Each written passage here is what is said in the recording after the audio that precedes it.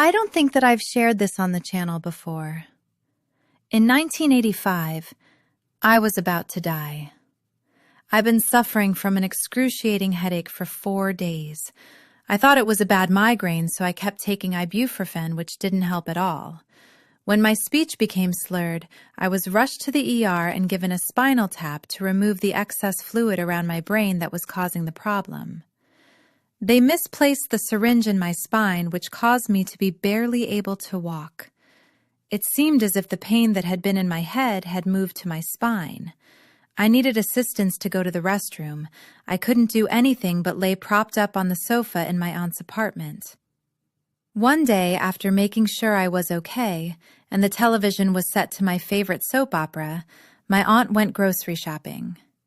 I lay on that sofa trying to be as still as I could because even the slightest movement was agonizing. Suddenly, the atmosphere in the room shifted, and I couldn't move anything but my neck slightly to look over my left shoulder. When I did, I saw 3 men standing at the side of the sofa, just a little bit back. I couldn't see their features because they were covered in a beautiful bright white glow. The man in the center was significantly taller than the 2 men on either side of him. They were having a conversation that I couldn't hear, yet I knew they were talking about me. Then, the man in the center turned his face to me, and something happened. It felt as if someone was pouring warm water into my body from my feet to my head. As this was happening, the 3 men walked past the sofa, headed to the door of the apartment just as I could hear my aunt turning the key in the door. She opened the door, and the 3 men walked right through her, disappearing as they walked out the door. Immediately, I jumped off the sofa, ran to the kitchen, and asked my aunt if she saw the men. I told her what had happened, and she didn't believe me. Even the fact that my spine was healed did nothing to convince her. It wasn't until 8 years later, in 1993, when I had gotten baptized and joined a Pentecostal church, that I realized who those men were when we read Matthew 17, verses 1 through 3. And after 6 days Yahushua taketh Peter, James, and John his brother, and bringeth them up into an high mountain apart, and was transfigured before them. And his face did shine as the sun, and his raiment was white as the light.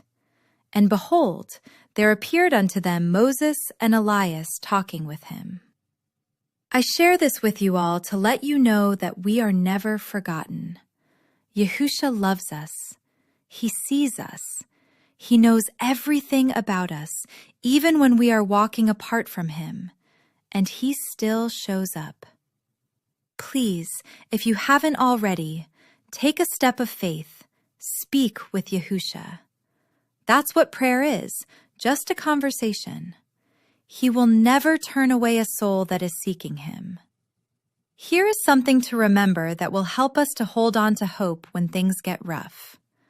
Psalm 139, verses 7 through 10. Whither shall I go from thy spirit? Or whither shall I flee from thy presence? If I ascend up into heaven, thou art there. If I make my bed in hell, behold, thou art there. If I take the wings of the morning, and dwell in the uttermost parts of the sea, even there shall thy hand lead me, and thy right hand shall hold me.